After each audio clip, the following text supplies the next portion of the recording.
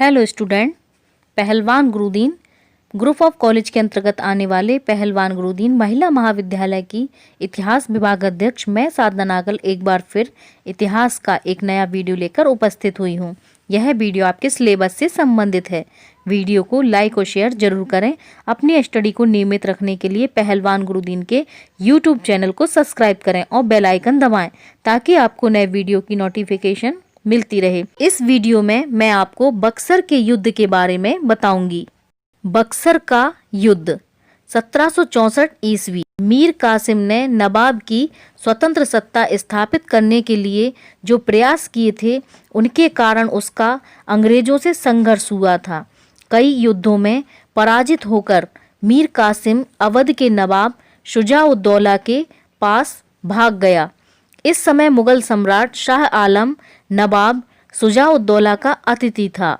इन तीनों ने संयुक्त रूप से अंग्रेजों से युद्ध करने का निश्चय किया। फलस्वरूप 23 अक्टूबर 1764 को इलाहाबाद के निकट बक्सर नामक स्थान पर युद्ध हुआ। युद्ध के कारण। बक्सर युद्ध के कारण निम्नलिखित थे। मीर कासिम और अंग्रेजों का संघर्ष। अंग्रेजों ने मीर कासिम को नवाब बनाया था। उन्हें आशा थी कि मीर कासिम उनकी इच्छा के अनुसार प्रशासन करेगा और वे खुलेआम बंगाल को लूट सकेंगे। लेकिन मीर कासिम स्वतंत्र सत्ता स्थापित करना चाहता था, अतः अंग्रेजों ने उसकी नीतियों का विरोध किया। विशेष रूप से उनके निजी व्यापार में हस्तक्षेप किया। उन्होंने मीर कासिम को कुछ सैनिक मुठभेड़ों के पश्चात पराजित कर दिया और मीर जाफर को नवाब बना दिया। मीर कासिम नवाब पद पुनः प्राप्त करना चाहता था, अतः उसने युद्ध करने का निश्चय किया। पटना हत्याकांड। मीर कासिम मुंगेर से भागकर पटना आया। यहाँ उसने क्रोधावेश में 200 अंग्रेज बंदियों की हत्या करा दी। अंग्रेज इससे उत्तेजित हो गए और उन्होंने इसे पटना हत्याकांड कहा। इसका प्रतिशोध लेने के लिए अंग्रेज कटिबद्ध थे। इस कारण भी युद्ध आवश्यक हो गया था। नवाब शुजा की नीति। युद्ध के लिए नवाब शुजा-उद-दौला भी उत्तरदायी था। अवध के नवाबों की सदैव यह नीति रही थी कि पूर्व में विस्तार किया जाए। विशेष रूप से वे बिहार पर अधिकार करना चाहते थे। मीर कासिम ने नवाब शुजा-उद-दौला को 11 लाख प्रति माह उसकी सेना का व्यय देना स्वीकार किया। अतः शुजा के 3 उद्देश्य थे। बिहार प्राप्त करना, मीर कासिम के पास 10 करोड़ रुपए का कोष था, उसे प्राप्त करना, मीर कासिम को गद्दी प्राप्त करने में मदद करना। मुगल सम्राट शाह आलम का उद्देश्य। शाह आलम इस समय प्राणों के भय के कारण दिल्ली से भाग आया था और इलाहाबाद में रुका हुआ था, जहां मीर कासिम उससे मिला। सम्राट भी अंग्रेजों से रुष्ट था, क्योंकि उसने 3 अवसरों पर बंगाल और बिहार पर आधिपत्य करने का प्रयास किया था और तीनों बार अंग्रेजों ने उसे असफल कर दिया था। वह भी अंग्रेज विरोधी संघ में सम्मिलित हो गया था। मित्रों में एकता का अभाव। मीर कासिम ने नवाब शुजा-उद-दौला तथा सम्राट शाह आलम का सहयोग प्राप्त करके अंग्रेज विरोधी संघ बना लिया था, लेकिन इस संघ में एकता का अभाव था। शुजा का उद्देश्य बिहार और मीर कासिम का कोष प्राप्त करना था। शाह आलम अंग्रेजों की सहायता से दिल्ली सिंहासन प्राप्त करना चाहता था। सम्राट ने तो अंग्रेजों को गुप्त रूप से सूचित किया कि वह शुजा-उद-दौला का साथ छोड़ने तथा बंगाल अंग्रेजों को देने के लिए तैयार था, अगर अंग्रेज शुजा-उद-दौला के विरुद्ध उसकी सहायता करे और उसको आर्थिक सहायता दे। वह अंग्रेजों की सहायता से दिल्ली जाना चाहता था, अतः प्रारंभ से ही यह संघ दुर्बल था और मीर कासिम का कोई भी पक्ष हृदय से समर्थन नहीं कर रहा था।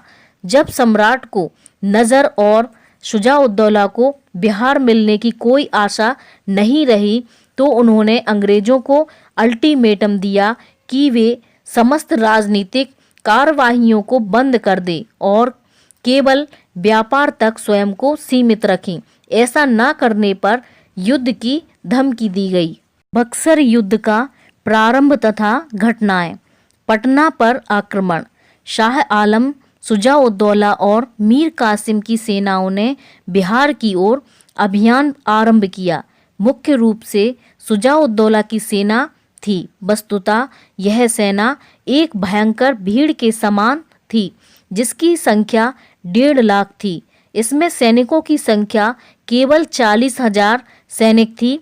सम्राट या मीर कासिम के पास नाम मात्र के सैनिक थे। एक साहसिक फ्रांसीसी सैनिक टुकड़ी भी उनके साथ थी। उन्होंने बिहार पर आक्रमण किया और पटना को घेर लिया। सम्राट को युद्ध में उत्साह नहीं था और शुजा-उद-दौला के हाथों में नेतृत्व होने से मीर कासिम का उत्साह भी ठंडा पड़ गया था। अंग्रेजों ने शुजा-उद-दौला के अनेक अधिकारियों को अपनी ओर मिला लिया। इनमें बनारस का राजा बलबंत सिंह मुख्य था। ऐसी स्थिति में वर्षा आरंभ होने पर पटना से पीछे हटना पड़ा। उन्होंने बक्सर में अपना शिविर स्थापित किया। बक्सर का युद्ध।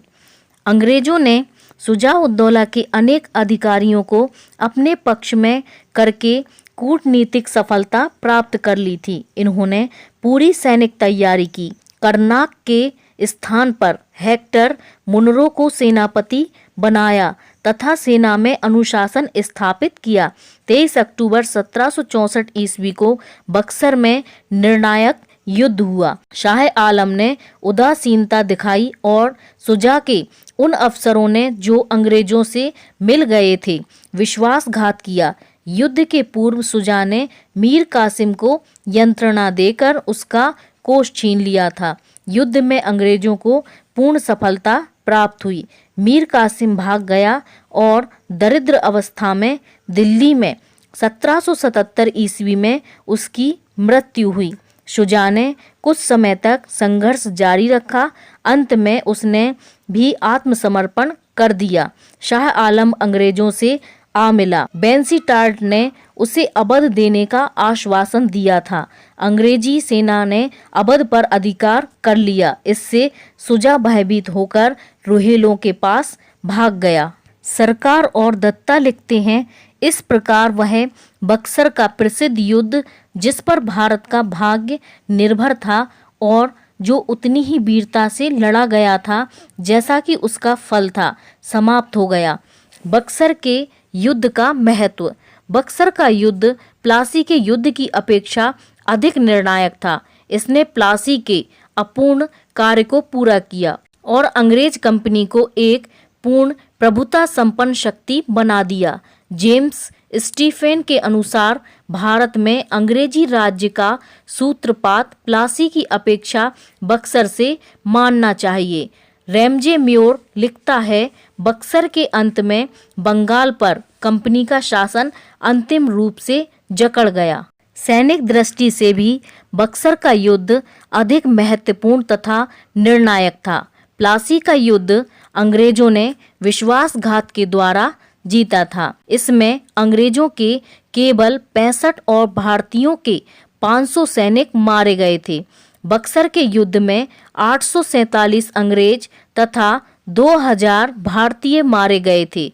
दोनों पक्षों ने सैनिक तैयारी तथा युद्ध पूरी शक्ति से किया था। इस विजय से अंग्रेजों की सैनिक शक्ति और प्रतिष्ठा स्थापित हो गई। बक्सर के युद्ध में विजय से बंगाल पर अंग्रेजों का शिकंजा अधिक मजबूत हो गया। मीर कासिम को गद्दी से उतारकर उन्होंने दिखा दिया कि बंगाल के वास्तविक शासक वही थे। भविष्य में संघर्ष से बचने के लिए उन्होंने नवाब को पूर्ण रूप से शक्तिहीन कर दिया। संक्षेप में बक्सर के युद्ध के परिणाम निम्नलिखित थे। बंगाल में मीर जाफर ने अपनी नाम मात्र की स्थिति स्वीकार कर ली। अवध का नवाब अंग्रेजों के नियंत्रण में आ गया। सम्राट शाह आलम अंग्रेजी सहायता पर निर्भर हो गया। इससे प्लासी का कार्य पूरा हो गया। अब अंग्रेज बंगाल के पूर्ण रूप से स्वामी थे। प्लासी ने उनको वास्तविक सत्ता दी थी। बक्सर ने इस सत्ता को वैधानिक स्वरूप प्रदान कर दिया। कंपनी अब एक राजनीतिक सत्ता हो गई थी और उसकी सैनिक प्रतिष्ठा भी स्थापित हो गई। उत्तर भारत में उनकी शक्ति को चुनौती देने वाली कोई शक्ति नहीं थी। इसके बाद अवध या बंगाल के नवाब ने उनकी सर्वोच्च सत्ता पर प्रश्न नहीं उठाया। बक्सर ने अंग्रेजों की भारत में सर्वोच्च सत्ता बनने का मार्ग प्रशस्त किया।